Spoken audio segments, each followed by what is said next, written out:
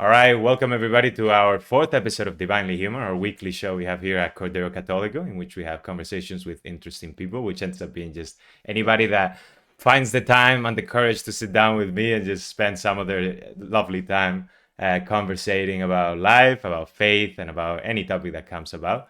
And tonight we have our beautiful Mel, who is also a streamer from Twitch. I met here in this little corner, this little Catholic corner of Twitch, and she does really cool streams. She's been recently playing a lot of Marvel Rivals, I believe, and she's a very big fan of Formula One. She knows a lot about that. We'll get into that a little bit too, and she's been Catholic since, like, have you been Catholic, like a cradle Catholic, whatever it's called, or was there been a bit of a journey in that respect? I guess we can just get started with that point of how you Yeah. came to the faith and such. And also, if you want to just before, because you know how my mind kind of gets ahead of my mouth sometimes. But if you want to just do a quick introduction of yourself or say hi or whatever you want to say. Yeah, absolutely. So, you covered a whole lot of it. My name's Melanie. I'm from Texas. I stream. I'm really passionate about knowing a lot about everything. Nice. There's lots of topics out there that I love to learn.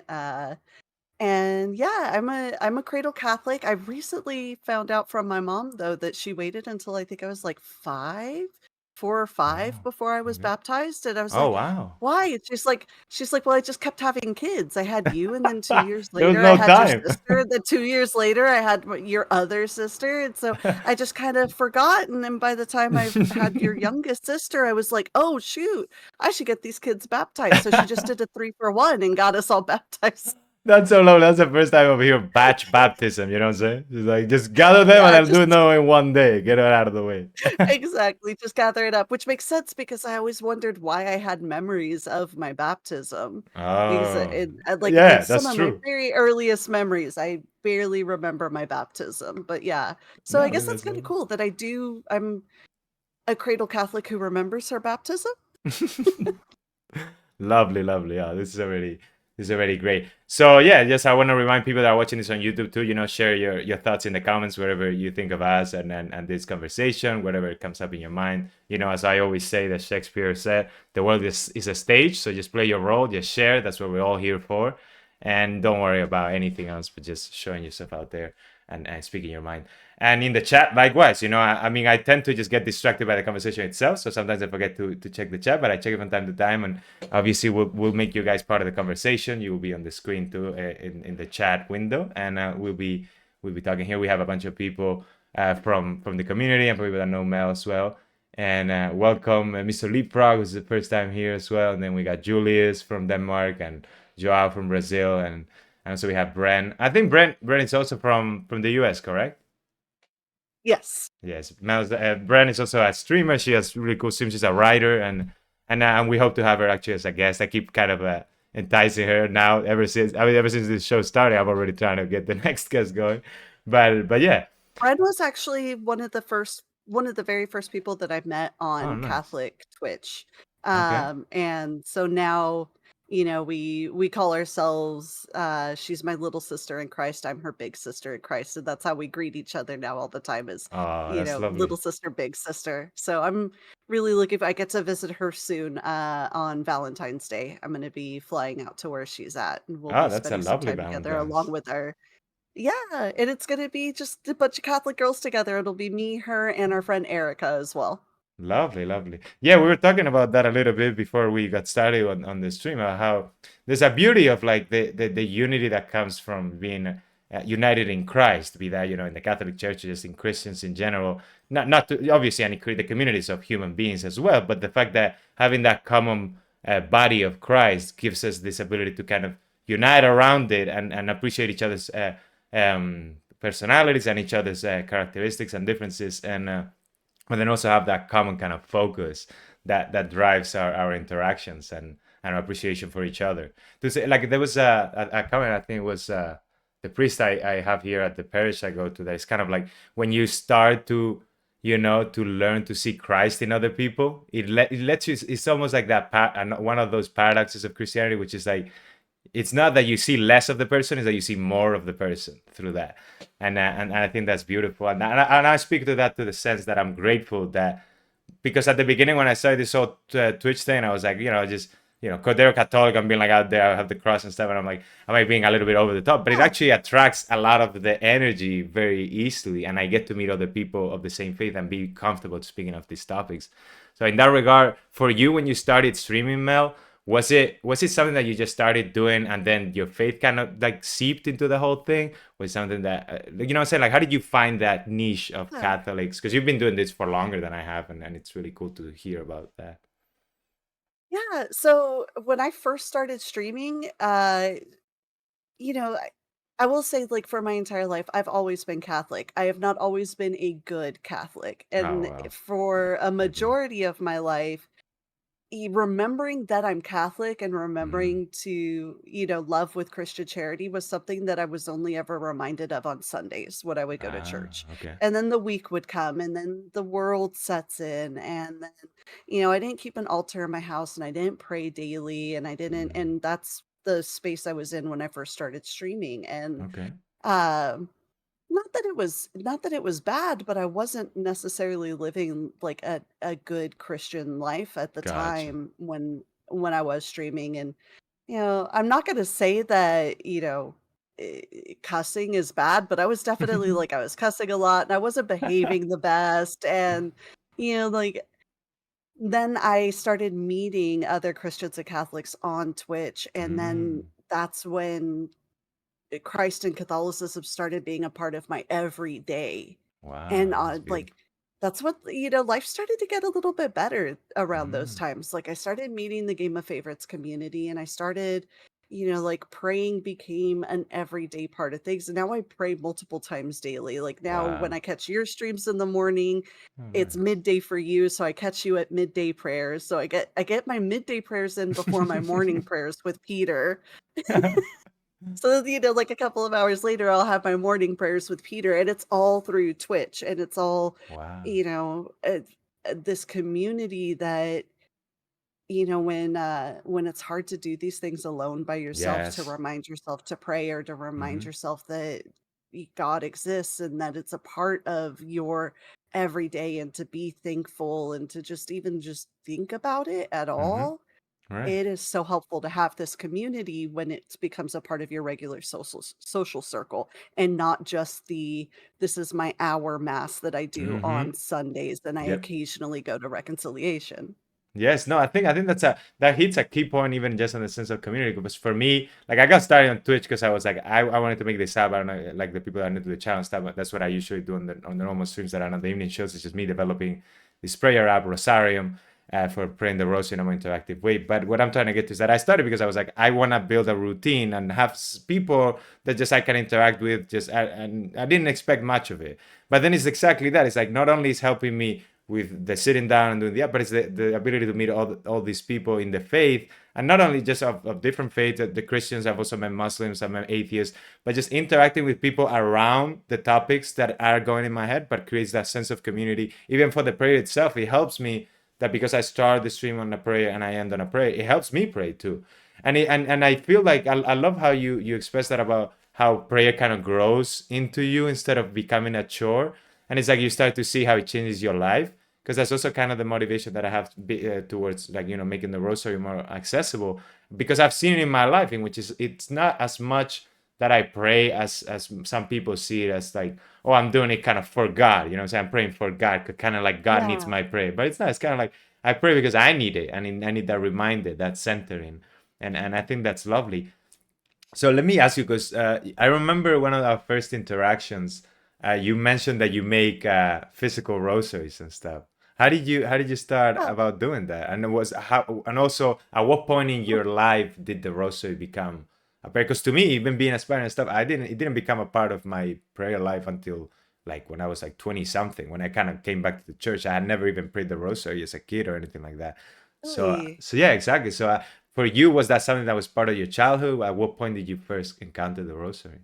Oh my gosh. Yeah, Yeah, right? rosaries are so, so important here in Oh, Texas, and especially nice. with Latin culture here in Texas. Like, rosaries, like, I remember it was always something that I would talk with my priest because I see people wearing them all the time, and I would be like, is this something that's okay to wear because it's like a tool and it's something that's Right. holy?" But then I see people like gangbangers wearing them or Mm. getting tattoos of Right, rosaries right. or, every single car that I've ever owned has been blessed and had a rosary hanging from the Oh. rearview mirror. Like, rosaries are just a part of a life here and like when I first communion you get Uh-huh. like that's when you get like your expensive rosary. That's when you get Oh, like the the nice rosary one, made right? from With the gemstone. beads and stuff. Yeah, Oh, I yeah. love it. Yeah, exactly. So like I still have that, but I mean I have so like just looking at my wall hanging from one of my crosses on the wall, I could count like I think I have 4 rosaries hanging there, and I think I have like Nice. another 4 or 5 on my altar. Like Oh, it's that's just so. you Yeah. collect them and you keep them. They're just something that's always around. And I started making them just because I started when I can't sleep, I'll go to Mm. sleep. I used to feel really bad and guilty, like I Oh. couldn't make it through a rosary and I would fall asleep Ah, okay, I during the see. middle of a rosary. Now I see it as like, our rosary is our prayer and our petition and our time to spend with our Holy Mother. So like who whose presence is better to fall asleep in Mm. than our Holy Mother. So now I view it Yes. as that. Like I'm falling asleep in her lap. So when Oh, I have yes. those nights that I have a lot of anxiety or something, I keep them around. Yeah. And I started making them for people in my life that I love. We started with Oh, my that's my really nice. stepfather, making him one, and then friends and family. And I made Brenna's brother Mhm. commissioned. Well, I wouldn't let him pay me. I'm not gonna let anybody ever pay me for a rosary. These are things that I do through, from my Right, heart, and I don't like people to think about paying me for them. If I make right. you one, it's because I feel like you need one. And he reached out to me about making one for Brenna, so that was one of my Christmas presents to her Oh, this wow. last year. So it's just something that I enjoy doing, and Mhm. there's meditation and love there when you create them. Right. And you can also kind of tailor them to the person, right? And it's almost like a portrait that you kind of make of them, a portrait of prayer.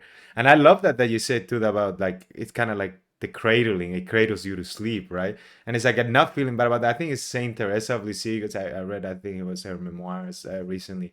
And it's like there was her confessor at one point that kind of got upset at her because Oh, she would fall asleep at either adoration or in prayer.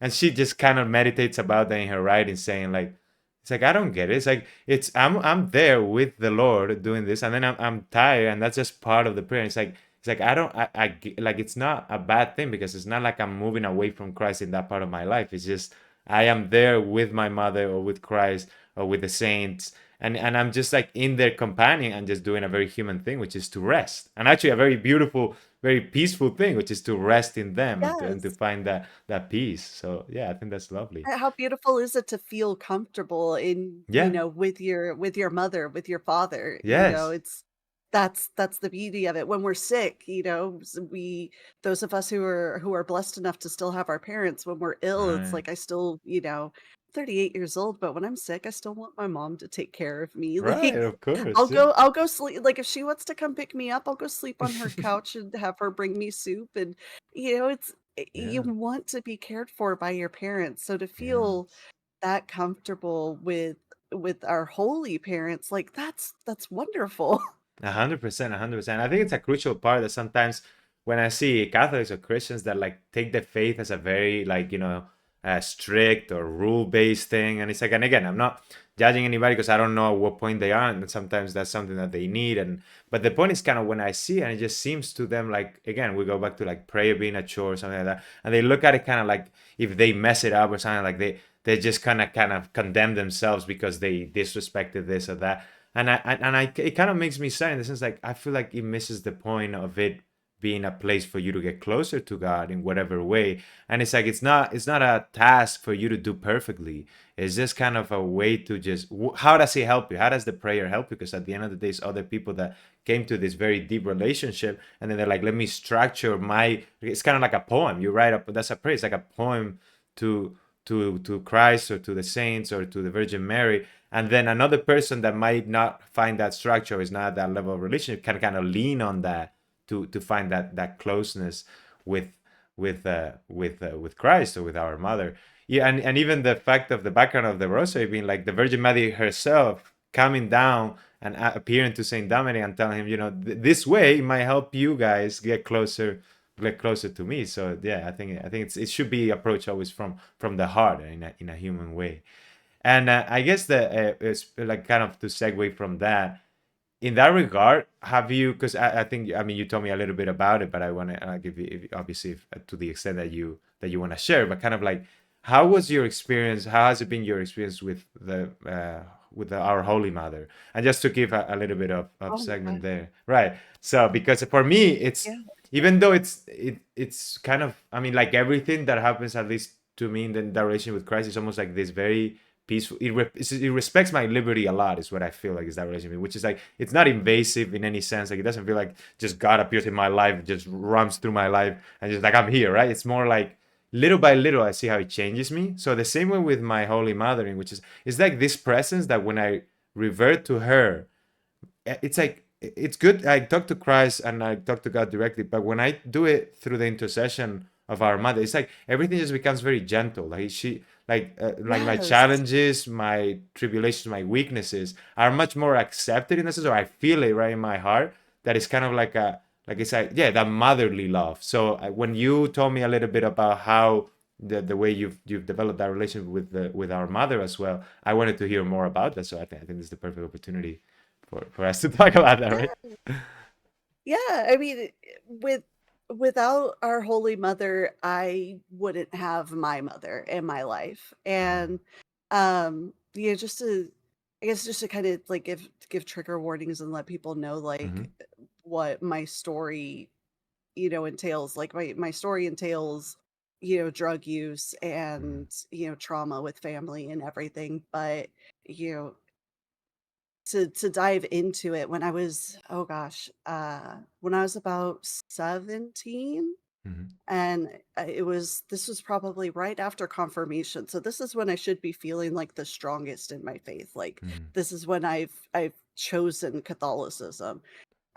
Shortly after that, my mom and my dad divorced. My mom mhm, left, and that's kind of when a lot of stuff in my life came to light, and I found out about, there's a lot of drug use with my parents that I had no mhm, idea about, and finding that out about my mom and having to grow up really quickly, and because of her, at the time I had so much resentment, so much hate mhm. for her, Right. because I couldn't go to college because now she was gone, and there was my dad's disabled, so there was Ah, no help with the bills because she was gotcha. gone.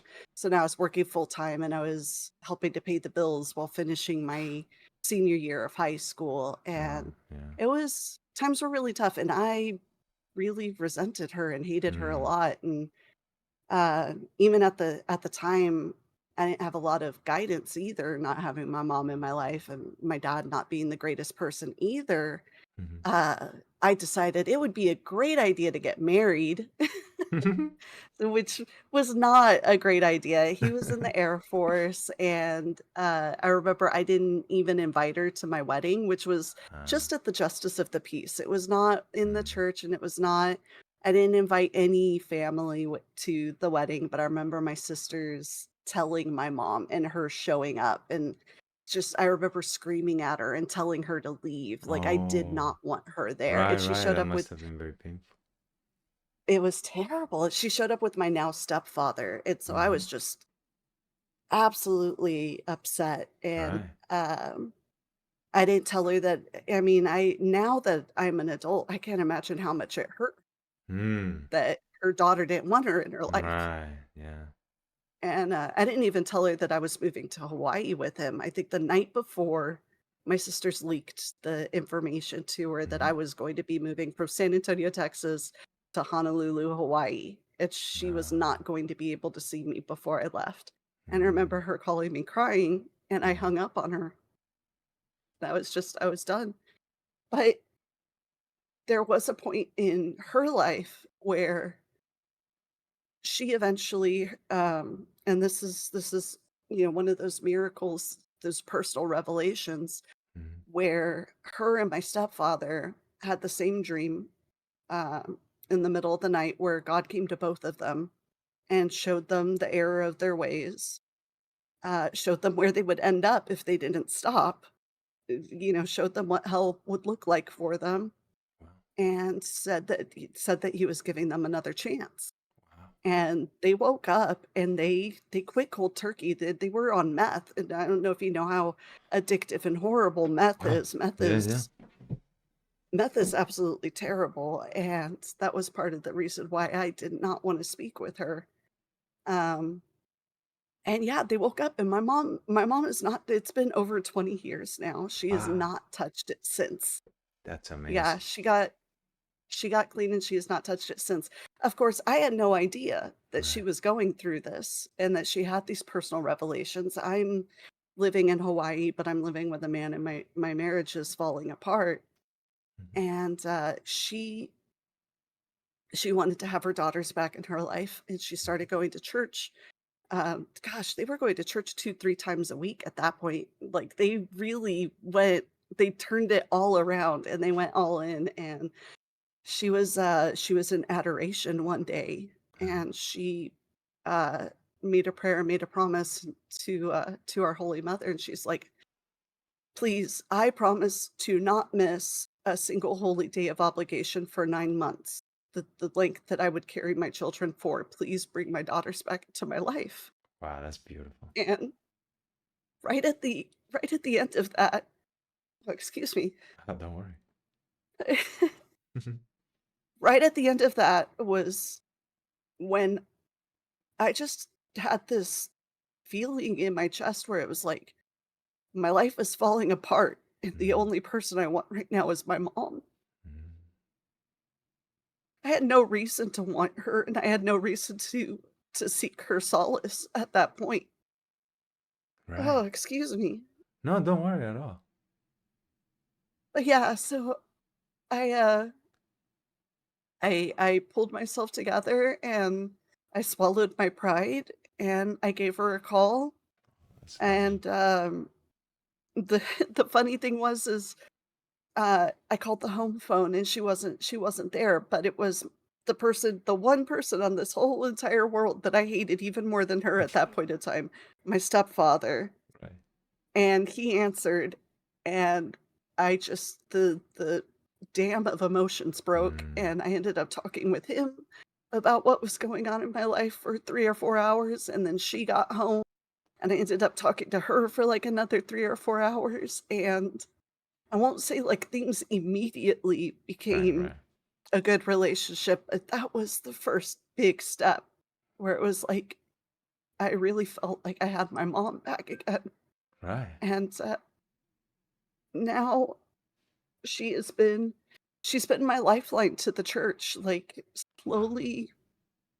slowly getting me back into sacraments, and, uh, gosh, it had been when she got married to my stepfather, it had been over 10 I think it had been, like, 10 years, over 10 years since I had done reconciliation, and it was the Jubilee year of mercy, and Wow. the year that she got married, Wow. and This is just beautiful. Yeah.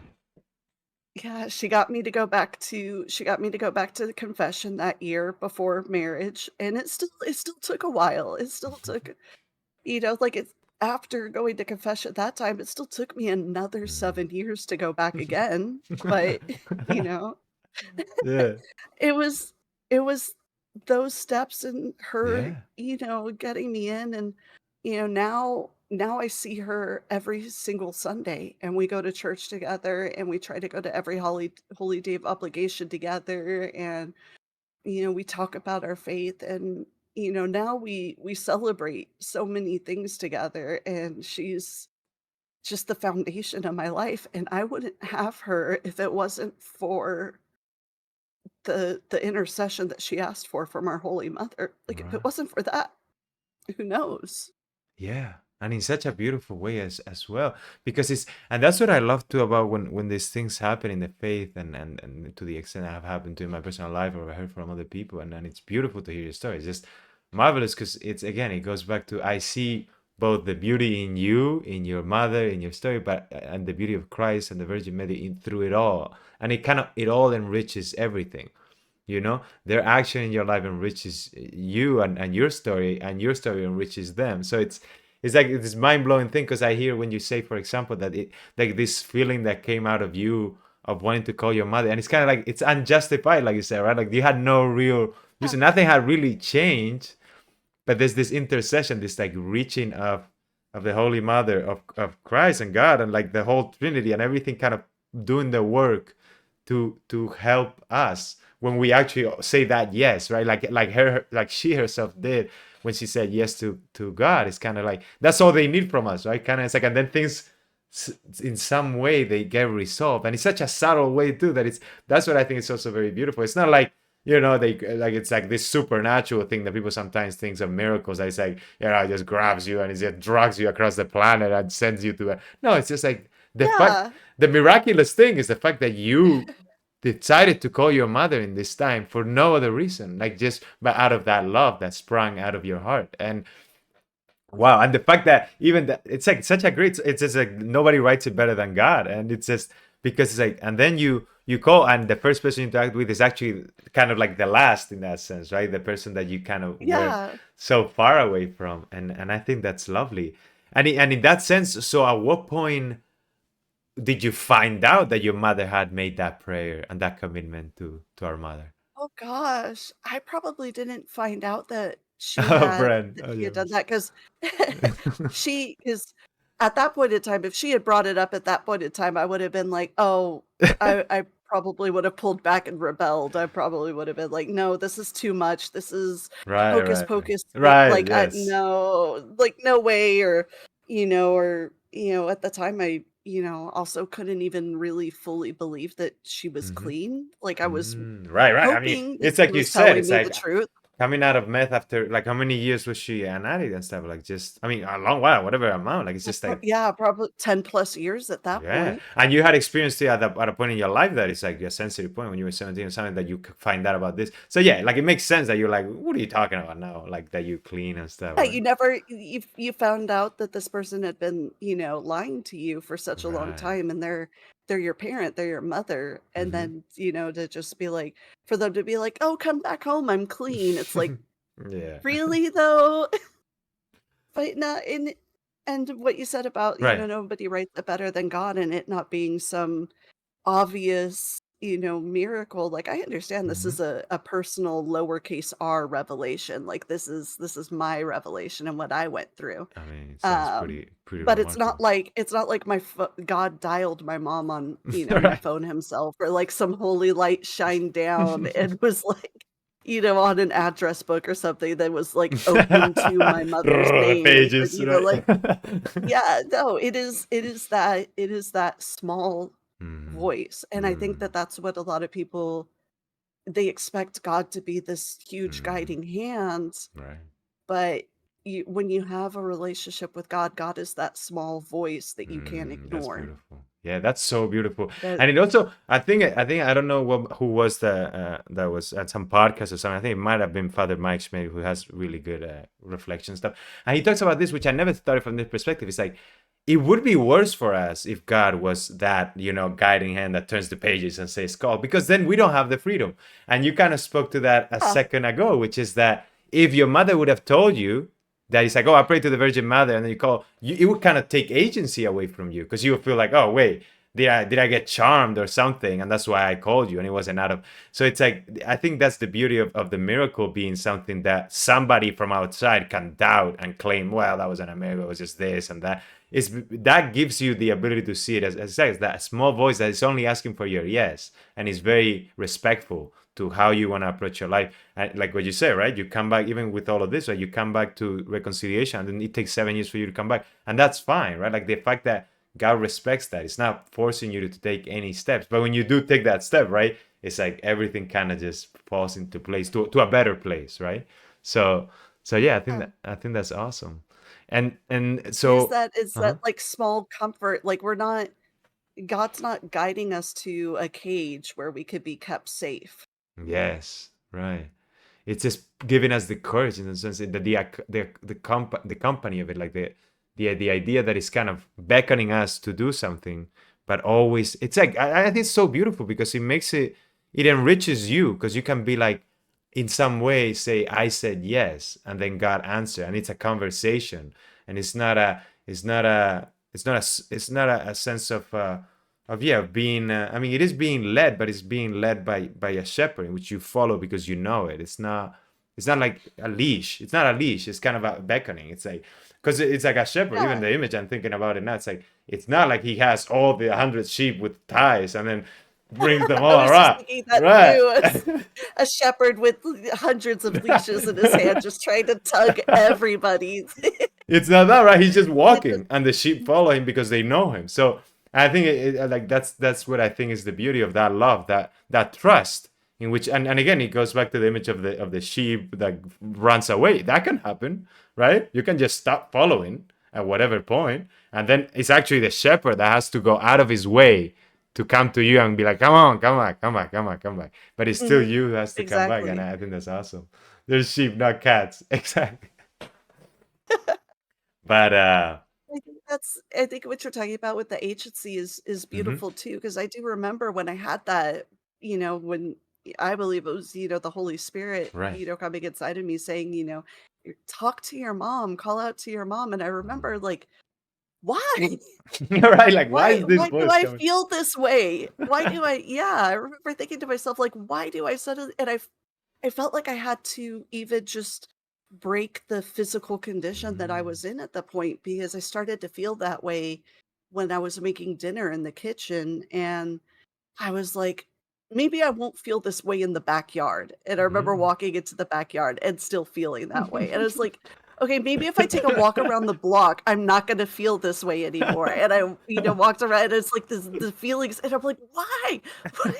Why won't this leave me alone?" And I think that's, what I was saying earlier, like, Uh-huh. God and the Holy like, it's that little voice that you can't ignore, Mm, it sticks mm, around, it's like a splinter sometimes if you're not right. doing the things that you're supposed to be doing. It's not that huge pain, but it Mm, is that constant reminder, and if you're not yeah. doing what you're supposed to be doing, it is a little painful, but yeah, it's like a splinter, you know? You do Right. something wrong and you're reminded that it hurts. Right. Yeah, no, and then again, but it also the beauty of it is how it takes so many different forms, right?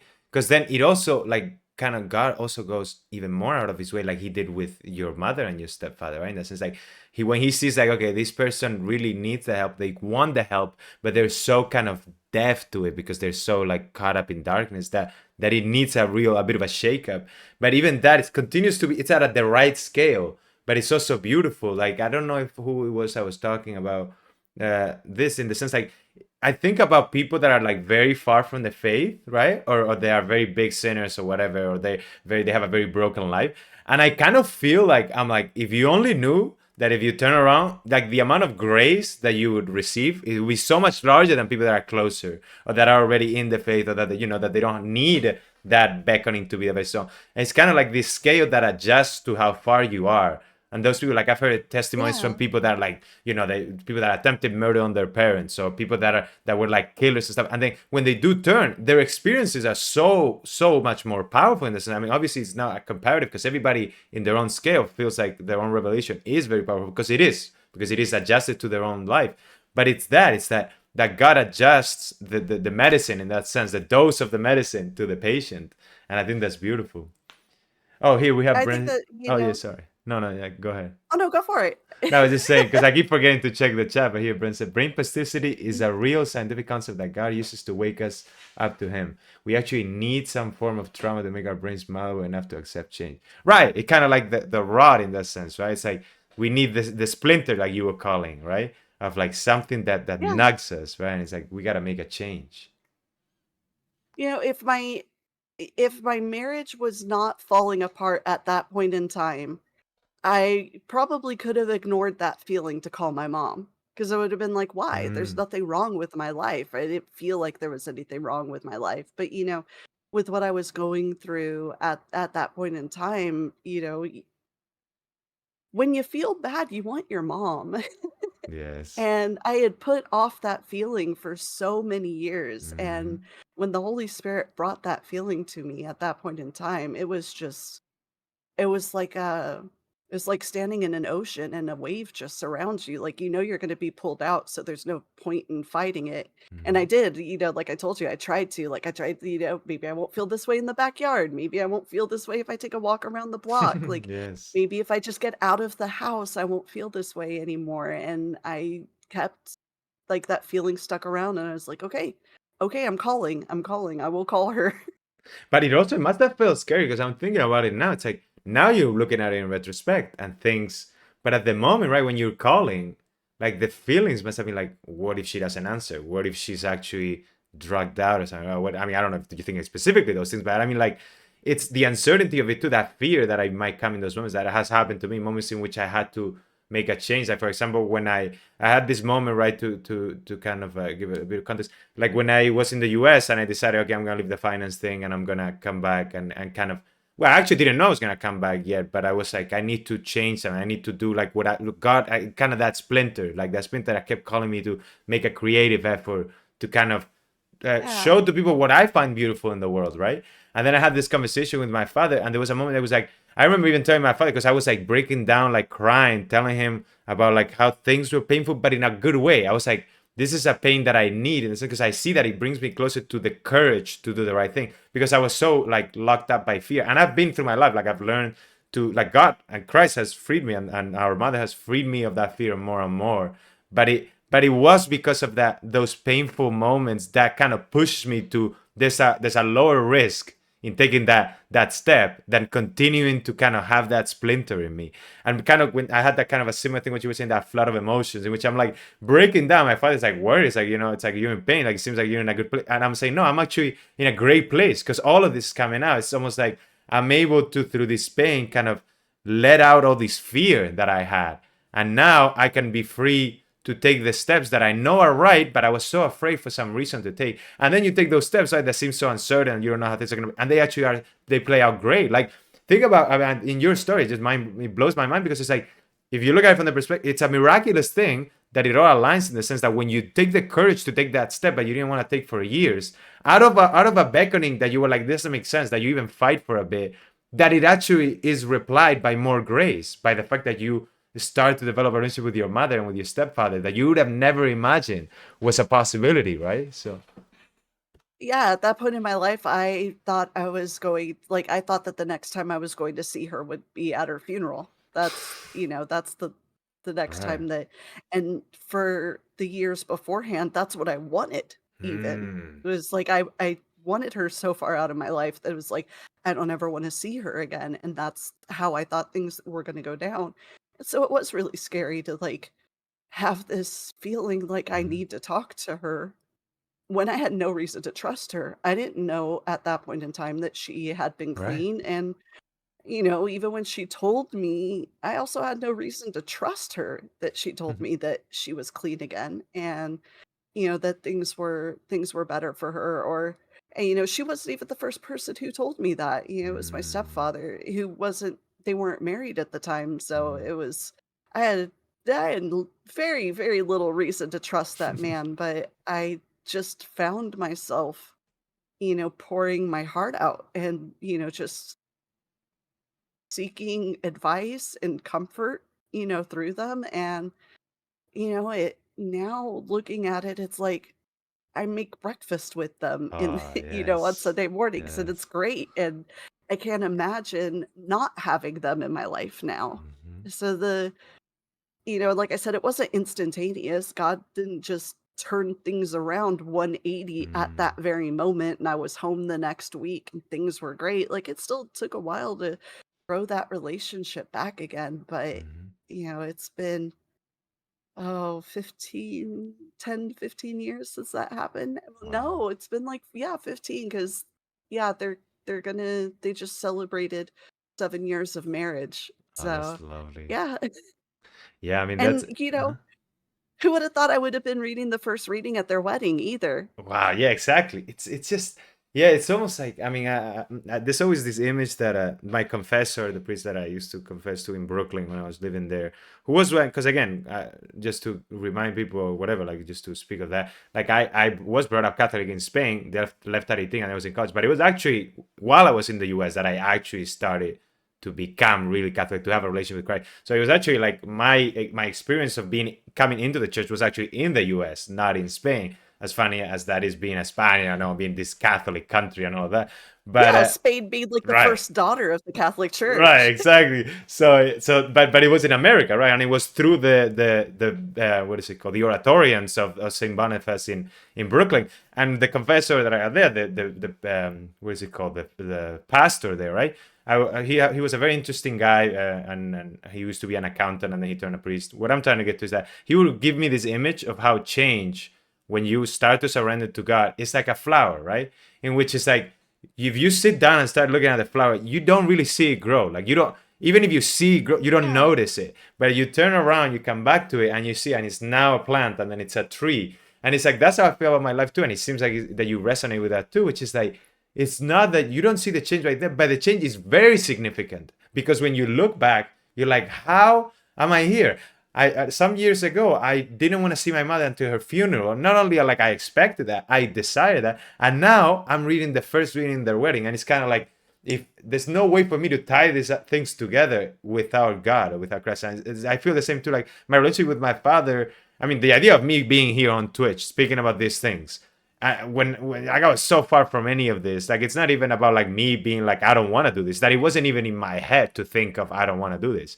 And now I'm very happy with this, like where God had led me. But in my relationship with my father too, and with my family, it's like I always grew up like I was like, I wanted, like, I mean, the way we grew up in my family and stuff, but personally myself, I always felt very isolated from everybody else. Like I just solved things in my own way. If I was sad, I was sad alone. If I was happy, I was kind of happy alone. And then I like hanging out with people. Like I'm good at talking and stuff. But it was always kind of under a facade, like in the sense like I just Yeah. didn't ever have a connection with anybody. Like my parents, it was just kind of like they're my family. I am loyal to them. I owe them. Like it was never disrespectful or anything, but it was always like they're them. Yeah. I am It's me. like I do it because I'm expected to, Yes, exactly. And it was that.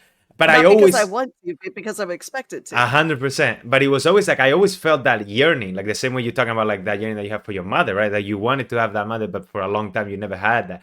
I felt that too for my father and my mother. It's like I always kind of yearned for that relationship, and I knew it was me really. Like it's not like my parents treated me wrong or anything. They have their mistakes or whatever. But it was, I knew it was me that was closing up to them, because I mean I had my own experiences as a kid and stuff that made me be that way.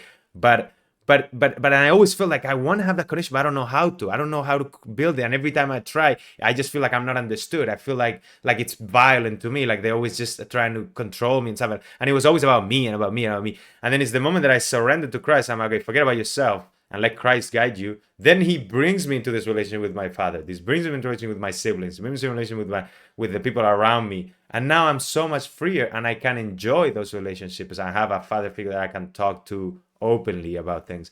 And again, it goes back to, it's not me trying to build it and trying to fight everything and trying to make things fit my way. It's forgetting about myself and forgetting about my way that brings me to what I want, what it is, the same yearning, but I don't know how to resolve by myself.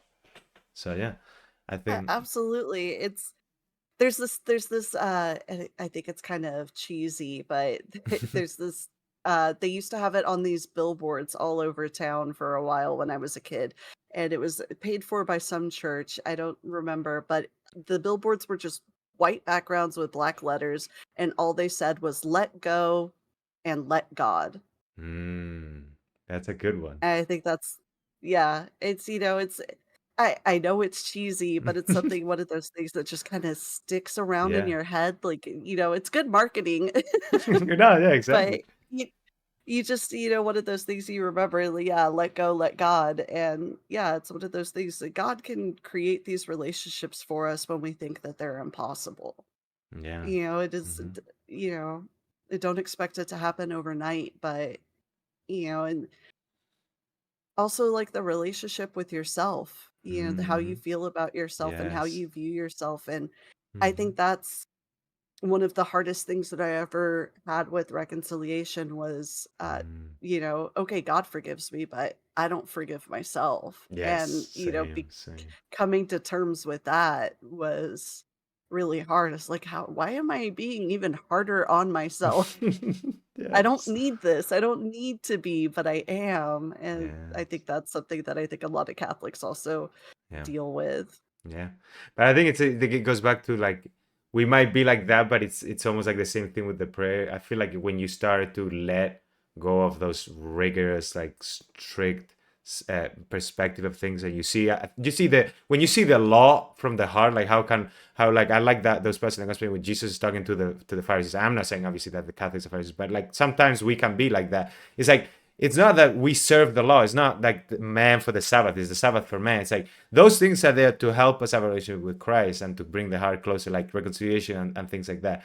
And I love how you bring that up because I also struggled and I continue to struggle sometimes with forgiving myself. And there was a point in which my confessor again in Brooklyn, he was just kind of like, just trying to wake me up. It's like, bro, it's like Christ, right? The Son of God came down from heaven, let people torture him, let people put him up on a cross and died up there just so he could forgive your sins. And now, after he's done all that work, you're just gonna come here and tell him that, no, don't, please, no, I'm too bad. I'm I'm too bad. No, unworthy. I'm Yeah. unworthy, right? It's like he did all that work. Come on, just fucking accept it.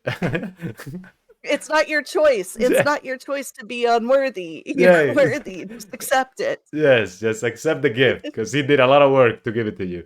So no, yeah, but it's a tough thing. It's a tough thing, and even it's like it's almost like it's a tough thing for like in some sense a good reason. I think sometimes like it's well intended in the sense like you just don't want to disappoint, right? And you want to be like, I mean, I feel this love coming from God, and I feel like He's helping me so much, and then I'm messing up, right? And I am flawed, and I am weak, and I fall again. But it goes back to it's not useful. There's no. It's like that's why God forgives us, like because what is the point? You sin, you feel like you did something wrong, you repent for it, so just get up and sin no more. Like what is everything else is a slavery to sin, it's a slavery to the devil because it doesn't make you be better. Like it just makes you feel worse, feel more ashamed and do worse.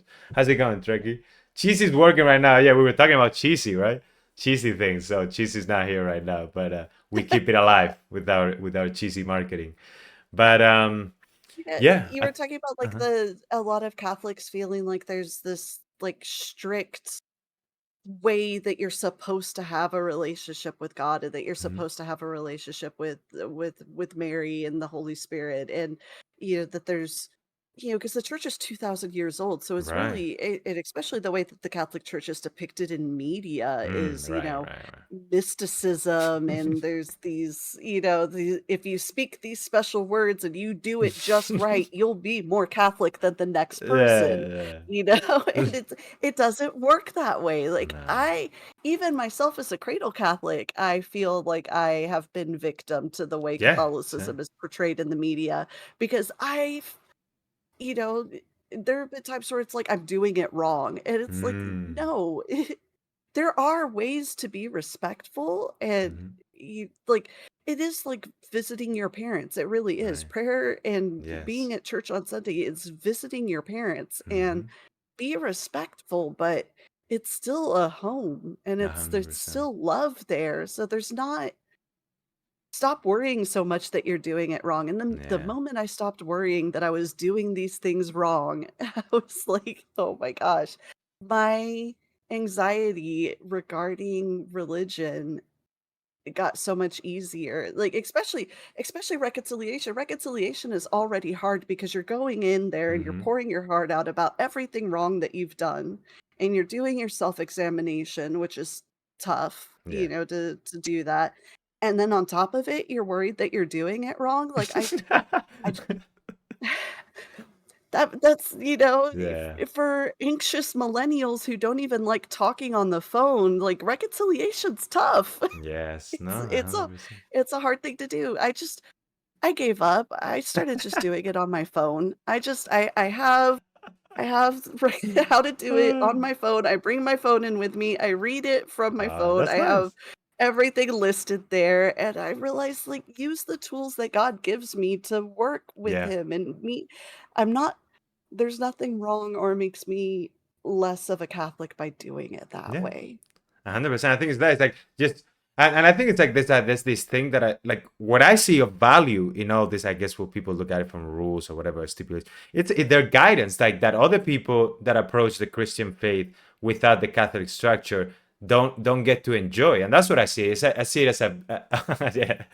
Yeah, Billy is really just trying to raise you I up. know, Peely's making me yeah, Peely's making me blush, thank you. But yeah, what I'm trying to say is like it's like I see it as an opportunity to when I feel lost and I don't know how to approach prayer, or when I don't know, I can lean on that tradition. I can lean on these ways. It's like you have these sacraments, you have these prayers, you have this, the liturgical calendar itself, kind of bringing you through the whole story of Christ and the relationship with Christ through the year, so that every year you have a chance to experience the Passion, experience Easter, experience this. And it's all there to help you, so you can lean on it, not to be constrained by it. And again, even what you're talking about, like making the examination of conscience, making a list, it ends up doing a better job, because many people, by trying to follow the right way, they end up doing less of an examination of themselves, because they miss the point. They're so focused on the form that they miss the substance of it. Whereas when you start focusing on the substance, and you are like, hey, let's see, does this form of doing it work for me? No. So then let me find another form that is within the boundaries. Like, again, I think it was Father Mike Smith, who I happen to listen to a lot, it seems, that he talks about these rules, these stipulations that the Catholic Church puts. They're there so that they're like a fence around the cliff, so that you can freely run without the worry of falling. So that you can, there's people that have studied, theologians, saints, and stuff throughout history, that have struggled with these ideas, these conundrums, these debates, so that you can lean on them and then be free within that space, so you don't have to be constantly worrying that you're gonna fall off some cliff. Because it is true that as humans we can have those delusions, right? That it can happen. It's like you can just be like thinking, oh, everything goes. I have a relationship with Christ, so everything goes. But the reason that doesn't work is not necessarily because you cannot come to that relationship with God by yourself. It's the reason that you can. There's too many things to take into account, too many implications to the fact that God is coming down as a person, that He dies for us, that there's a whole history of the people of Israel. So there's a lot of things to take into account, that if you try to approach it by yourself without leaning in any tradition or authority, you're gonna be lost. So I think it's more that Yeah. people miss the point of the Catholic Church, and the point of tradition, and the Pope, and the magisterium, is so that you can have a group of people that dedicate their lives to help you figure these things out, figure out the implications, figure out how you live your life in accordance with this truth, instead of the other way around. That was G.K. Chesterton. Oh, the thing about the fences that you're talking about? Oh, maybe I'm doing this song. I don't want to forget That's it. Okay. I think G.K. Chesterton is probably Matt Pack's favorite person. Oh, nice. I used to read Father Brown's like his series of Father Brown. He was really good writer in any regard, even beyond his apologetics works. Who is in your profile? Because I can Absolutely. see if it's a male or not. I see Peel is still going. I think Father Brown is excellent. Yeah. Have you read any of Chesterton, Mel? I really recommend it if you haven't. I mean, obviously, Matt Chesterton's here as well. very yeah, Chesterton's a dense read. I feel like I get a good distillation of Chesterton from MAPAC. Okay. But, I started here he goes, "Yeah, Mel, you should read Chesterton." I should, but I went to St. Augustine instead. Okay, got I it. But started wait, but are you reading like the theological apologetics works from Chesterton? Because maybe you should try the novels. Because I started with the novels, and that they are way less dense, but they still approach the same topics. So like Father Brown is really good. I But should anyway, probably start with the novels because the yeah, apologetics, yeah, and he goes hard. I've Yeah. I don't re I don't remember who said it about Chesterton, but there were a couple of his contemporaries who would poke a little bit of fun at Chesterton and basically say, like, eh, why would he make a point in 5 words when he can use 30? Yeah, I mean, I think it's gonna get more Anglicans as well. The Man Who Was Thursday, that reminds me so much. My father read that book to us when we were kids, and it is a really good, intriguing like story. It's like I mean, I don't quite remember everything about it, but it's like a thriller. So again, it's funny. I like Gigi's question. Is Saint Augustine not dense? I was actually surprised also when you said that. It's like, oh no, Chesterton is too dense for me. I'd rather read Saint Augustine. So you find Saint Augustine more approachable? I did, Oh and wow. I yes, I do, and, I mean, like, I did get through and I think it was also that at the time it just his works were really speaking to me, like, learning I think one of the biggest things that I learned about was, consolation and desolation, and Mm, learning that you're going to have this spiritual ebb and flow in your life, mm, that you're right. going to have these times of consolation uh when prayer feels really good and you feel like you're getting your answers and your life feels comfortable and everything is smooth, and then you those are always going to be followed by times of desolation, Right. and in those times of desolation is when it is 10 times more important to not change your what you're doing in your life. That is when it's way more important to keep up with your prayers, even if you feel like you don't Mm, have that closeness with God at that point in time. Like, desolation is learning that and realizing, like, being having this relationship with God and being close to God doesn't mean that my life is going to be comfortable. right. Yes. You there I am going through a tough time right now, having Oh, lost yeah, my right. job and trying to find something else, and I know that even though my life looks like it's upside down, Mhm. I have never felt closer to God than I do right now. I am actually pretty thankful that I've lost my job. Um, Nice. That's I the I right hold way to faith look that at I'm it. gonna find a new one, Yes. but I have never felt closer to my friends. I've never felt like I've put more trust in God than I am right now. Um, and I'm, you know, it took a lot for me to realize that receiving help from friends Mhm. doesn't make you weak. It allows your friends to perform Yep. their Christian duty to help others. Mhm. Yeah. Yeah. It gives them an That opportunity. that's been a hard lesson for me to learn right now, but something that I am learning. I really look forward to the time that I could turn that around and I could go back to being the Mm. one helping others.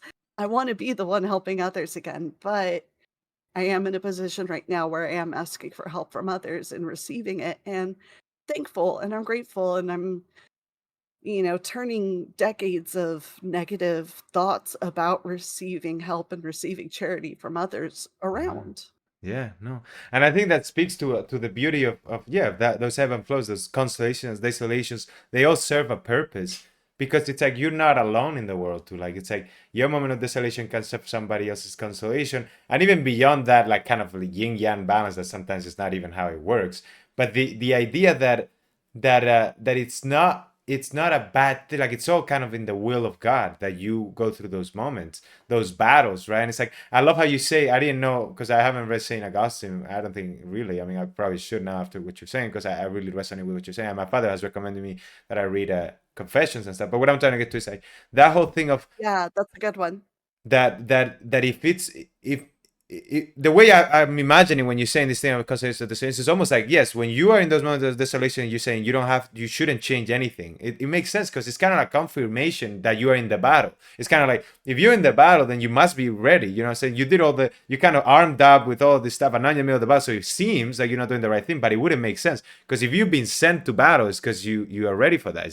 It's a tough time, but you've geared up in those moments of consolation so that you can now fight the battle to get to the next stage, to the next, to the closer stage, to that victory that gets you close to that conquering of the kingdom of God in that sense. And it's and I think that that's a beautiful thing that I myself forget a lot. And even what you say about the help thing, I have a very hard time with that as well. Of like of leaning on other people because it feels like I'm being a burden.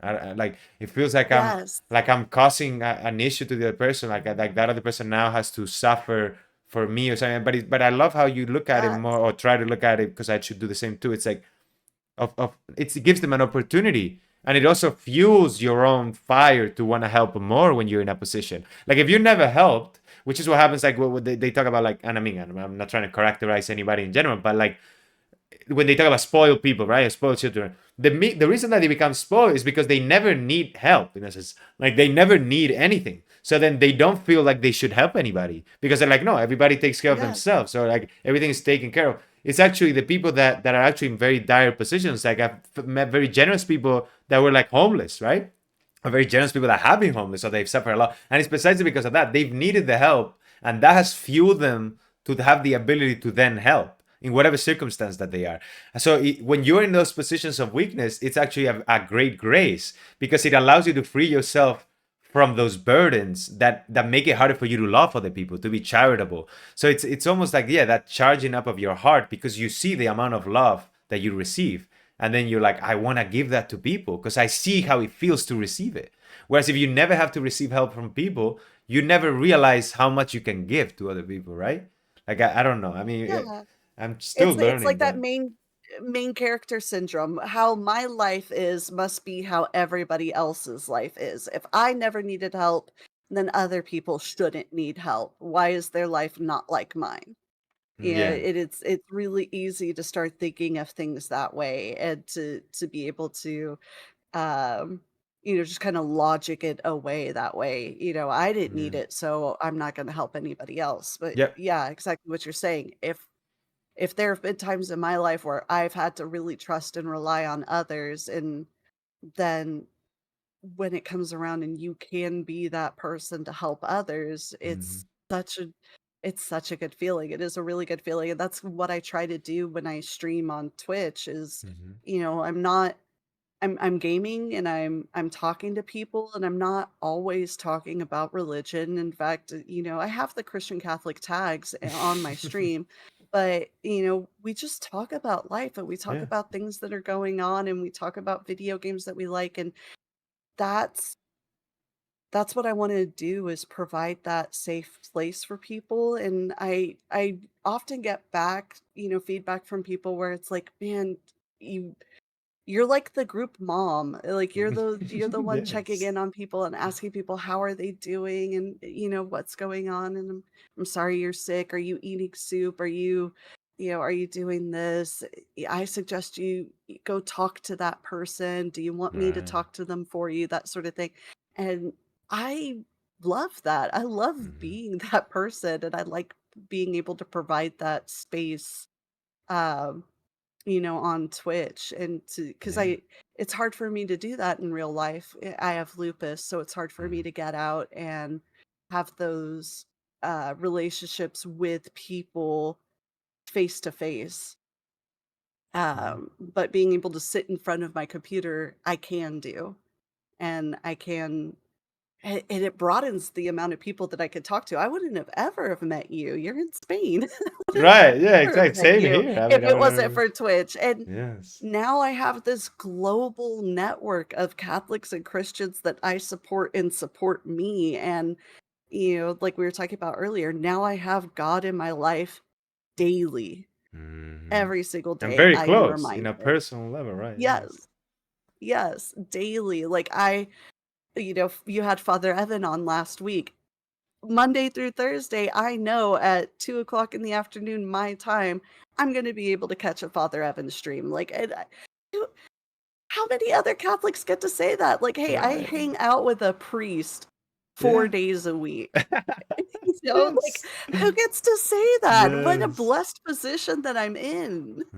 Yeah, that's why it's also when people try to characterize things in a very black and white sense, like people like I've had, I mean, personally, I've met people that are like, oh, technology is bad, this internet, right? It's taking us all away from God, and everybody's just becoming more anxious. Everybody's just driving themselves away. It's like there are people that are doing that, but the technology is not to blame. It's what we do with it, and it's actually when you use it correctly, or like when you use it centered in the real thing, in the important thing, it's again another way of life. It's just life is changing the same way when the books were invented and people were reading, and that was the way of communicating a story. Now, then there was the TV and the radio, and now it's Twitch and it's YouTube, and it doesn't condition you in any way. Like, I'm not a slave to this idea that oh, technology is bad or this is bad. It's like, no, it's like what you do with it is what really conditions it, and it can be a great place. Exactly, like I can meet you and I can have these great conversations that I wouldn't have. And even the fact that things are like kind of categorized on that sense, so like things can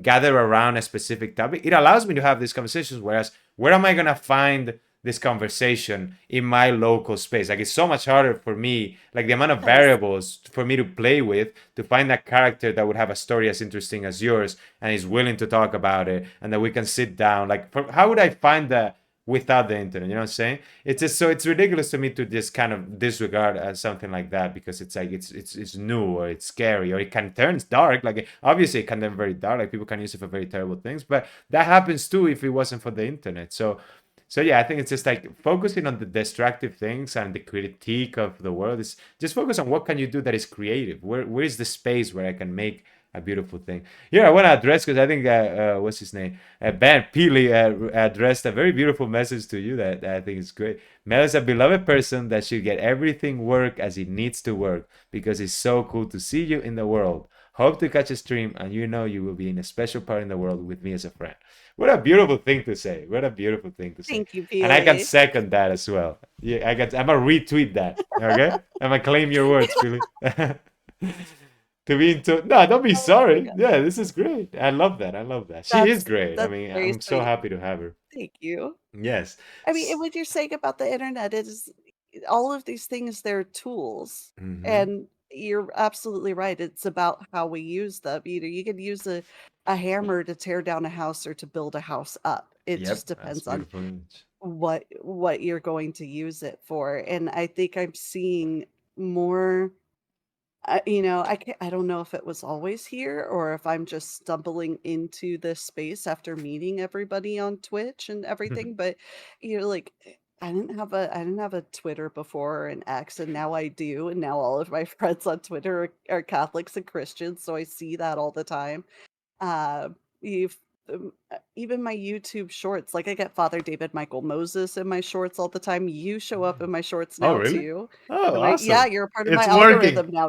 Nice. You've made it in. You're a part of my algorithm. I try to make sure I like all of your shorts when I see Ah, them. lovely. But Thank you. you know, it's so it's wonderful Mm-hmm. that that it like you said, it's hasn't been quick, but it has been permeating your life. So Mm-hmm. if you just start taking those steps and allowing God into your life, Yes. he will flow in. He'll find Mm-hmm. his way into all the cracks and crevices. Yeah. You will be there, and then it's so nice not to feel alone. Yes, 100%. And not only not to feel alone, but to feel like cared for, right? It's not because that's what it feels like. It's not just that I have somebody that accompanies me through. It's that somebody, it's like the architect himself is alongside me. I mean, like, whatever way you led me, I'm gonna like if you let me more, I'll do more. And it's gonna turn better and better. And it's kind of our own fear. Like that's why it's more like now I feel more like my whole focus I mean, it isn't, but it should be. But I try to make my focus more on how do I do the will of God? But not out of this servilism or this like, oh, it's because I see the benefit. It's like even if I look at it from a selfish perspective, which it ends up being not that, it's more of a loving thing. It's like out of love. But it's like even if you look at it from myself, it's like just be smart about it. It's like it's God, is the creator of it all, and he's trying to help you. It's like why would you turn it down? You know what I'm saying? Just let him act in your life as much as possible. Okay, if you meet me, I'm very sweet, but the sad about my life is no one likes me. That's not true. That's not true. Like it's real in life, it's hard for me to make friends. It's kind of sad because I try to be sweet to people, but no chance. I only have one friend, but it's all I need. But yeah, that thank my grandma taking care of me in the world and keep putting a smile with me. Yeah, of course. And also, you're not. I mean, it happens. It's also like with when you grow up more, like as the years pass, you experience more moments in which you realize that that's not true. Like a lot of people like you, we like you, and then there's people in your life that you know that you don't realize that like you because you are caught up in your own perception of yourself. So I mean, I understand that that's a process. Like it's not like I just say this and nothing's gonna click. But just be patient, stick around, keep praying, keep talking to God, keep interacting with people like us, and not because we're us, but with people that resonate with you, people that you find loving and interesting, and where you feel accepted and loved, and then try to do that for other people. And you see how with time, like what Mel was saying, like the world changes because you are sticking to the right things, and just don't let those negative thoughts and don't let those sad thoughts take over because they're not true. Like this is just not true. But I appreciate you sharing it because that's the important thing too, to Oh, share those feelings. Is when you feel sad, when you feel oppressed, when you feel like the world doesn't love me, don't keep it to yourself. Even though it's not true, share it so other people can remind you and encourage you that it is fine, that you are loved. I'm no longer absolutely. growing. I'm a skeleton. Okay. Well, you still give That's not true, Matt Pack. I know for sure you're not a skeleton. it. But I realized when I was a teenager, I felt there were times that I felt unliked. Hmm. And now that I'm older, I realize it's because people didn't like me the way that I wanted them to like Hmm. me. Hmm. There people were fine with me. I Right. mean, like, I was a teenager. I was very eager to please. I wanted to be friends with everybody. I wanted to walk into somebody's life and be the center of attention. And really it Mm, was self-serving. It was mhm. me just wanting Yeah. the attention to be able to info dump everything that I had ever learned on that person because that's how I showed affection. Now Mm. that I'm older, I realize like no, they liked me. They just didn't like me the way I wanted them to like me. Yes, yeah. I can resonate that with so much because I was like in many senses similar in a different way, but similar when I was like a teenager it's like I was so I always thought yeah exactly people didn't like me or that, but it was really me just being very controlling in that sense. Like I wanted people to like me the way that I wanted to be like and not even that. It's just like I didn't even get that far. I think mentally to even think like I want them to like me this way. It was just like I just judged the way that they like, and again, I think back like what you're saying. I think back to it, and it's like they were not being mean or disliking or anything like that. It's just more like I mean, there were times in which they were. Some people here and there are for whatever reason, for they have their own pain.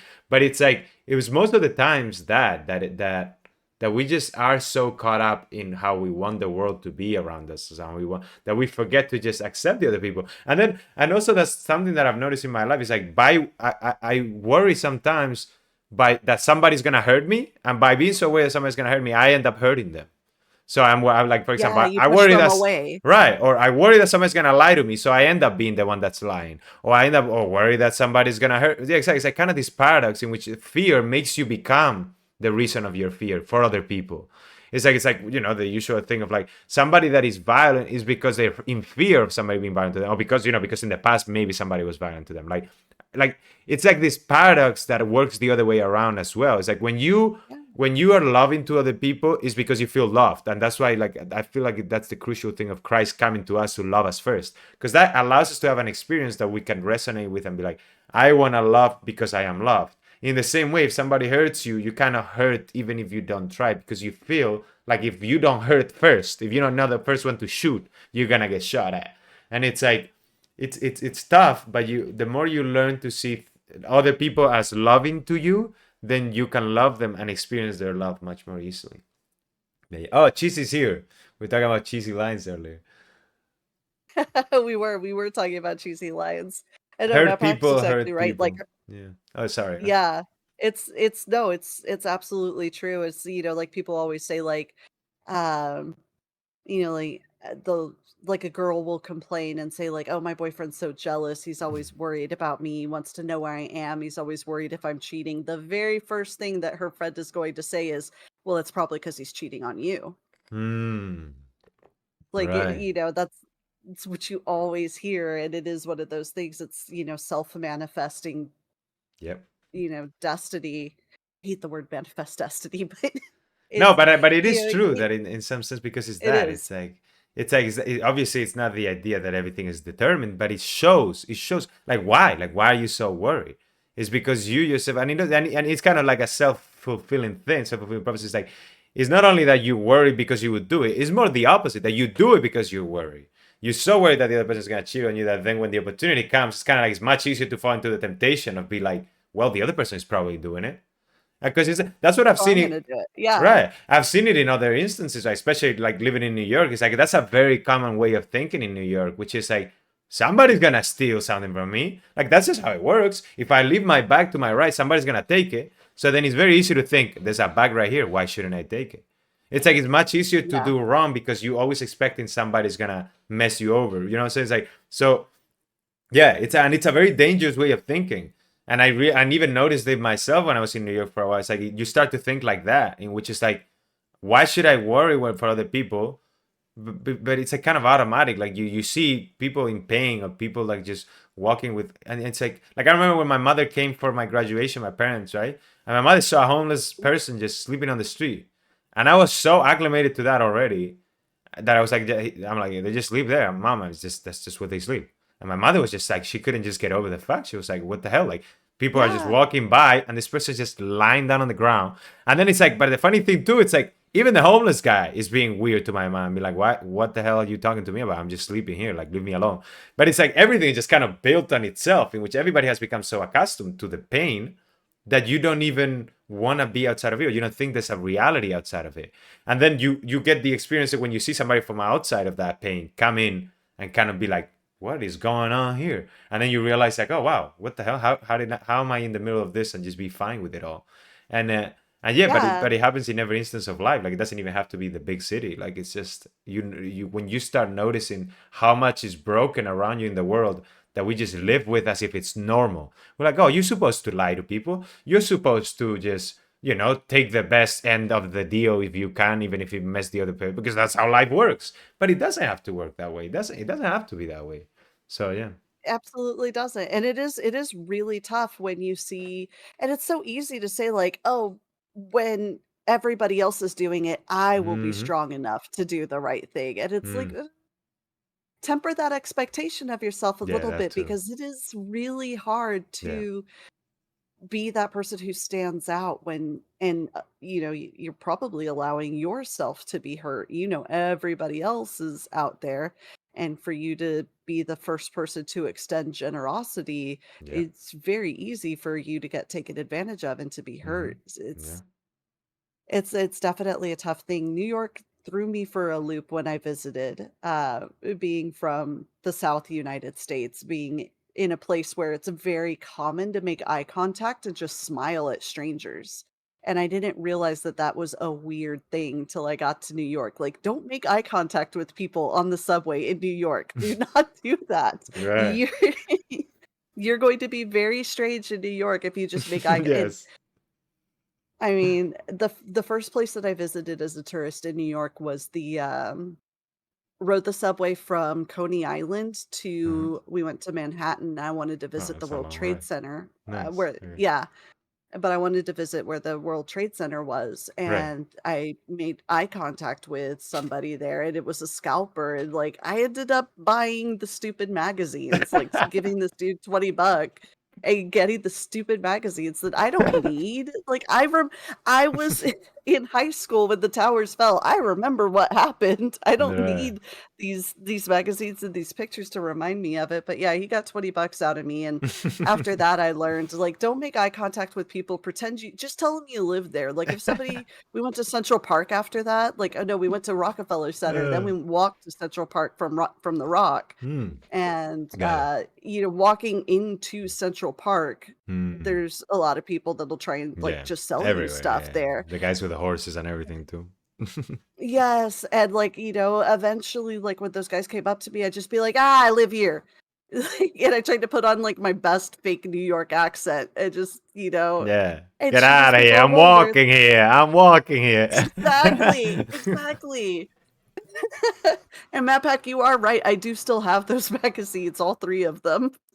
Oh, that's so funny. Yeah, I mean, but it's also like I think that the way I approach it, which is first of all, the main thing is what you say, which is like to lower your expectations of yourself, like to realize that you're a sinner, and it's very easy to fall into those things because it's a very tough thing, like to be the victim, but not in the sense of victimizing yourself, but to let other people take advantage of it in a sense. But I try like the thing that helps me to get a little bit better at that, I've noticed, is to think of it, and I guess that's why it's like you do have to think in some sense of a recompense. It's like in a sense like you're doing it as a loving work for God. In that sense, like I love God, I see that God has helped me a lot in my life, and now it's like if even it's a little bit, I'm gonna let other people take advantage of me. Like it's like because that's why sometimes I've encountered this which people are like, don't you realize that like they think it's naivety, right? That they think, oh, you just don't realize that somebody's gonna hurt you. You don't realize somebody's gonna take advantage of you. But sometimes it is that. But many times it's also like I know that there's not only a risk but almost a certainty that this person is gonna take advantage of me. But if I can take that load and let that other person hurt me, and that gives them an opportunity to realize that they are hurting somebody, it's also like there's also a work to that in the same way there's a work to letting other people help you. If you're able, even if it's a little bit, to take the short end of the stick voluntarily, like be a sacrifice, it helps the world. And it's like what you say, right? You got to New York and you made eye contact, right? It's like even that, right? Maybe that helps. No, maybe it does help a little bit. I mean, you don't notice or whatever, but if more people overcome that, and you're able to kind of be like, no, I am gonna just take the risk of making the eye contact. And you gotta kind of be careful, obviously, like you gotta do things in the way that you are capable of. But the more you do that, what I've noticed and I see in the life of the saints is when you are like, no, I'm gonna put up a fight, like I'm gonna do the right thing at the expense of being taken advantage of, and make the world a better place in that sense, not by forcing the right way, by just allowing the bad way to fall on me and not on somebody else. And yeah, and I think that's a beautiful thing when you see it in the world too, like when people take those sacrifices. And because it's a very, I mean, it's what you see with Christ is what I see. It's the perfect person. It's the person that never sinned, son of a woman that never Yeah. sinned, and he's letting people just ravage him. And it's like, it's just breathtaking because and he's consciously doing it, having the full power to just stop the whole thing. And he just like allows it to happen so that we can realize our own sinfulness and still like be forgiven. Like it's just like, I don't know, it's mind blowing how Christianity works because of that. But yeah. It's crazy, and I hear sometimes from, other Christians that you may not be Catholic, but other Christians who Right. look at the crucifix and they say, "Well, Jesus isn't there anymore." And it's like, I know Jesus isn't on the cross anymore, but I'm Right. to forget that Yeah. sacrifice, like to forget what was given up for us is Mhm. wow. Like I don't mind being in church on Sunday and being made uncomfortable by Mm. being reminded of what was given up for me. I don't mind looking up at the crucifix and like, going through the emotions of, first feeling like unworthy, like, why was this Mhm. for me? I'm not Mhm. worth that much. And then realizing that, yes, I am. And like, being reminded of that through the power of the crucifix is amazing. I couldn't imagine there just being a blank cross any other time, but, you know, during Lent. Yeah. Yeah. No, and I mean, I think I mean, the fact that it's a crucial part of our religion. It's like, I mean, it is the main image of our religion is that object of torture in which our God is sacrificed on. It's like, because it's the crucial part. It's like, there's so much encapsulated in it. And I think I saw like yesterday I was going through, I don't know if it was just 2 days ago, I was going through some groups trying to find, to start promoting the app and stuff. And I found this thing on Reddit that was like, it was like anti-Christian or something like that. But I found one post that was funny, which was like showing a picture of the crucifix, and it's like, if aliens come to Earth and don't know anything about religion, they will be pretty shocked. Because and I look at it, I'm like, it is like, if you don't know anything about Christianity and you see these people just sitting down in some benches looking up at a guy on a cross, it is weird. But then you realize Going the through significance of the it. worst pain imaginable. Yeah, right. But that is the beauty of it, exactly. That what we worship is that our God came down, like the God of everybody, the only God, came down and did that for us. Like that is true strength, like to give yourself up like that. But I think we're getting here to the end. Shalom, my homies. How's it going, Altus, Rabbi? Okay, so here, Pili, there's for 27, ¿por qué? Porque 20 euros son 20 euros. Oh, okay. When people called me in school back, Niño Rata, well, I thought, well, I know they want to hurt my feelings, but I think I'm Master Splinter from Ninja Turtles. I love the show of them, so yeah. Yeah, I mean, that's kind of, I mean, I don't know, I don't quite get the what you're going for there, but the attitude is kind of, I'm getting a little bit of it. It's Oh, like, Master Splinter was a rat. So if you're gonna oh, call me a rat, I'm gonna be a cool rat. I'm gonna be yeah, okay. I the was catching a sensei bit of that from vibe because yeah, that is the key. It's like just use the beauty of it. Like grab whatever they give you, whatever, however they shoot it. It doesn't matter. That doesn't condition how you receive it and how you react to it. But yeah, lovely. But we're getting here towards the end of what has been a beautiful, beautiful conversation. So as usual, what I try to do with this conversation, I try to end on a creative, kind of funny note. And being Mel is a fan of F1, and I don't know anything about F1, even though I know because we have Fernando Alonso and all of that.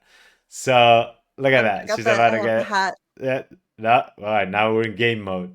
So, There we go. so I This is thought it would Niki be. Lauda for Ferrari. Oh, Niki Lauda. That's the guy they made a movie about, right? Yeah, That's the guy that burned and everything, right? yeah, He was Ford like a. versus Ferrari. Yeah. Oh, okay. Not Ford versus No, Ferrari, right. Rush. Right. Yeah, yeah. I really like that movie. And my Mhm. mother used to like Niki Lauda a lot. Yeah, But oh, he was like really good, right? Niki Like he knew Lauda is his car a lot amazing. and stuff. Nice, nice. Mm, and he was very focused on, what new technology can be brought in. Mm-hmm. Ferrari was just kind of fine with where they were at, and he kept pushing for excellence and pushing for more. Okay. That was one of the really cool things about him. But he also, when he retired Uh-huh. from F1 the first time, Okay. and they asked him why he was doing it, he was like, "I'm tired of driving around in circles." Like, he always also could absolutely play down what had been the love of his life was automotive racing, and he just totally ripped it to shreds in an interview, just saying, like, "I'm tired of going around in circles, I wanna fly now." Like, Oh wow, yes, hell yeah, that's awesome. You should have tried very rally. Austrian. Very often, Yeah, yeah. Just not playing the whole thing. very, very Austrian. So yeah, so following that line of F1, and that way maybe I can learn a little bit of how an F1 team works. I proposed to Mel, and I think she likes the idea of let's try to figure out what the team for Christ would look like if Christ was taking the wheel, right? We've heard that expression before. So let's let Christ take the wheel of F1 Scuderia. So that way also you can explain to us how does an F1 team is composed, and then we can in some ways think of who would be in those positions for Christ. Yeah, what is Christ F1 Yeah. team? Exactly. But you like the idea? Let's see. And anybody on chat that knows anything about F1, if they can help us as well, more than welcome. Okay, so let us know, Yeah, so Mel. I mean, like, you usually have the guy, who previously, like, was usually behind the scenes, the team principal, the guy who Okay, would make, like, the overarching decision, like we're gonna offer this driver this much money to come over to our team, got or it. I want this person to be in charge of technical aerodynamics or something like that. Okay. Like, it's the team principal who makes those decisions. And recently, the team Mhm. principal with Netflix Drive to Survive, the team principals are interviewed a lot more often now, and we know who they are, and Okay. they're making those decisions. So you have people like Toto Wolff, and Gunther Steiner was one. He's no longer a team principal. Andreas, he's one. So I would think, like, if there's somebody who's like in charge of making Mhm. those like that feels like a pope role. That feels Right, like a very Peter, right? administrative thing. It's like, yeah, yeah. Yeah, Who's gonna administrative. be Like, what in the team, right? yeah, exactly. These are these positions. These are the things that I want to do. And it's funny because they do write letters sometimes too. So yeah, maybe this is like a Yeah. Peter thing, right? Okay, so we got Saint Peter is gonna be the team principal, right? Is that what it's called? Yeah, the Nice. team Okay. principal, like, I could see an email like, "Peter, I hope this email finds you before I do." Okay, and now we have here Map is asking who would be the pit crew. So what is the pit crew exactly? Is that those the people that make the repairs when they go into boxes, or what is the pit crew exactly? Um, so you're gonna have your regular mechanics that, Okay. you know, if there's a wreck or something and it's feasible for the car to come back, Oh. or there's changes that need to be made between, like, maybe a practice and the next practice, or the practice and the race, or a gearbox maybe goes out in first practice and needs to be replaced. Those guys aren't gonna be on, like, they'll have timetables that are hours long. You've got Whoa. hours to do this.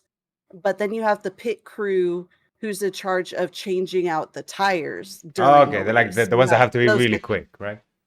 Mhm. Yeah, there's no more refueling in F1, but you have your 2 jackmen, the front and the back guys who jack the car up, and Oh, then you okay. have it would be 8 guys. There's one guy who holds the wheel and waits for, the car to come in, and to take you have the guy who has the gun who takes the wheel off, and there's gonna be 4 of them. There's 1 on each wheel. The fastest pit stop ever, was McLaren, I think a year and a half ago, 2 years ago, 1.8 seconds. Wait, So no. these guys are fast. One Yeah, point. That doesn't 1.8 make any. seconds. Wait. You're telling me they changed the 4 tires in 1.8 seconds? Mhm. How does that Yep, even they work? changed the tires at 1.8 seconds. They practice and practice and practice and practice. They practice in the dark, Whoa. they practice with blindfolds on. They they are what they do is amazing. All So, right, so like, then a I think 2. in there we gotta put some mystics. Like we gotta put people that are just Yeah. there in some monastery, just going hard at that. Okay, Mhm. so Like, this is what they dedicate their life to. This is the one thing, like, whether it's, like, like prayer, right? Like, right, right, I right, get up in the morning and I pray. I right. go to sleep, and then I get Right. up in the morning and I pray. And they're just really good at that. And then they make the car run at the end of the day. And if there's any issues, that's a very essential part. It has to be reactive like that. So yeah, we would put there some mystics. I guess some examples would be, I guess, say John of the Cross. We could put there, or I think in Tucus, like Saint Francis is not a mystic, so I don't know if he would fit there because but he's like hands-on. He was building churches and stuff. So, but I don't know where to put it. So, what other positions do we have in the team? We have the pick crew, you're saying, like the people that change the tires. Then you have the mechanic, which who could be the mechanic? Who do you think? Maybe somebody that has to know the car very well, but he has more time, right? Saint Benedict. Oh, yes, I like that. Because it's like a guy that did a Saint lot for Benedict. structuring things, right? And it's like very like, Mhm. yeah, but it's cause fundamental to the faith, right? Okay, what Yeah, else we got I in the think team? I think absolutely. Then you have, which I think is one of the best roles on a team, you have a race engineer, and this Okay, is the guy who not only they sit in the like they see everything that's going on with the car. They're okay. sitting in front of this screen, and they Hmm. could see like how many G's that the car is pulling, the tire pressures of each individual tire, the what the temperatures are, how hot the gearbox is running, what the fuel is looking like. And they're the ones who are on the radio Okay. telling the driver, "Hey, if you keep driving like this, you're not going to have enough gas to make it to the end of the race." Wow. Or they're also letting the driver know other things that are going on, saying, "Hey, this person's out of the race now." Or say Mm. you're doing really well and you're about to lap the people in the back. They call them back markers. Like, hey, you're about to start lapping people, letting them know, hey, you're about to come up on back markers. Zhou Guanyu is going to be the first one that you're passing. So it's the person who feeds who sees everything that's going on and then feeds that information to the driver. Okay, okay. So I think that sounds like a nerd, right? That sounds like a very he's nerding out about the car and stuff. I think maybe Saint Thomas Aquina could fit there. The guy was like all about just analyzing every single bit. Or who do you have in mind? Well, they also kind of have to be like, depending on who the driver is, they also have to be kind of like counselors because Mm. they also have to tell the driver, like, like try to calm the driver down. Oh, If maybe the maybe driver's if the it driver's could be the upset Holy about Mother something. herself. It could be the Virgin Yeah. Mary. Oh, just Yeah, mothering the like, pilot here and taking care of everything. And mhm. come down, turn this water into wine. It's about time. Yes, Yeah. I think that's about right because I know one guy, Max Verstappen, he's the current world champion, and he's kinda infamous for losing his cool and cussing a lot, and his race and a lot of people are afraid to talk back to him because Mm. he's Dutch. So Oh he's yeah, also Dutch very people are very brash. direct. Yeah, Like, yeah. yes, he's very direct, he's very brash, he's very to the point, so a lot of people can't handle his personality, Hmm. and his race engineer, they call him, GP, is, Giancarlo Pierre. Okay. This man is so, uh hi, Yeah. Erica, Erky here, she's also going to be a part of our Galentine's trip. Oh, nice, lovely. We're finishing up here Uh, on our Divinely Human. Actually, making an F1 team for Christ, and we're trying to figure out a who will be the religious different. F1 team, Yeah, there is yeah. F1 team. And there's nobody who is calmer than Right. GP. Like, So there's, he's able to kind a of youth tone him down, type of stuff, right? mhm. Okay.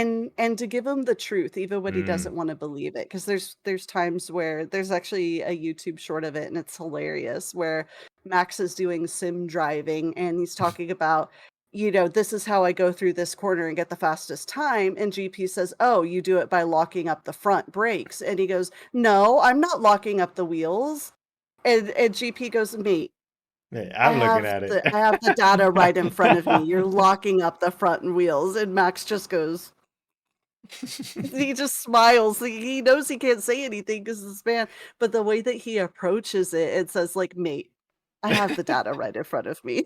He Like, shut and up. he is the exact type of person that Max needs, so maybe that would be the Yeah, holy I mother, think I like, think that's a somebody who good one.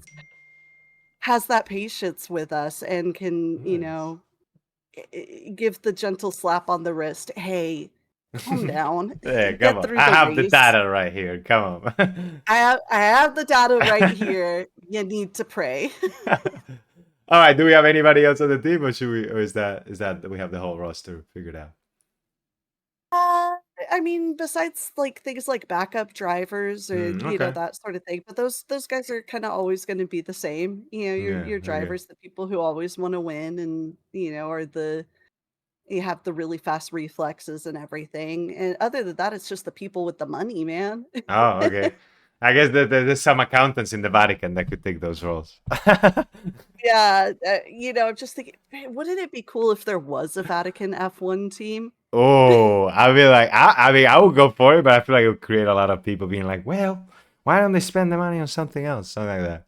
They already wanted them to sell the whole thing, sell the whole Vatican. It is It is unfortunate that we Yeah. lost, Checo Perez, Sergio Perez. He's a driver from, Mexico. He wasn't Okay. doing too well the last year, but Uh-huh. he's the only driver I know of that raced with a little picture of Our Lady of Guadalupe Oh, and, nice. Pope Saint John Paul II in Wow. his car with him.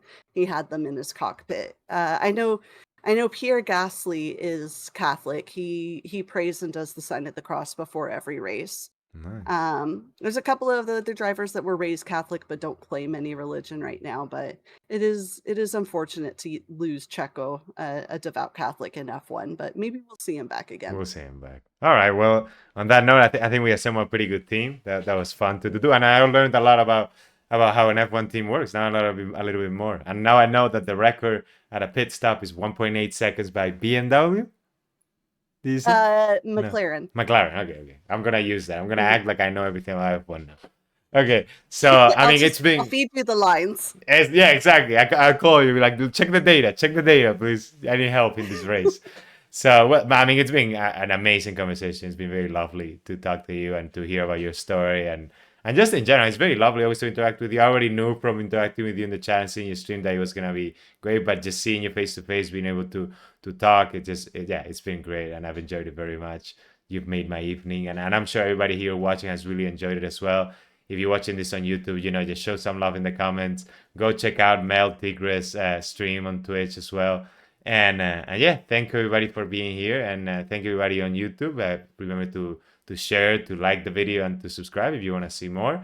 I just want to remind just quickly, these are the evening shows that we have. On Mondays we do the book, which is reading the Bible together. On Tuesdays we do live words, reading together through a work of literature. Right now we're reading Paradise Lost by John Milton, an epic poem just telling the fall of humanity from the perspective of the combat between angels and demons.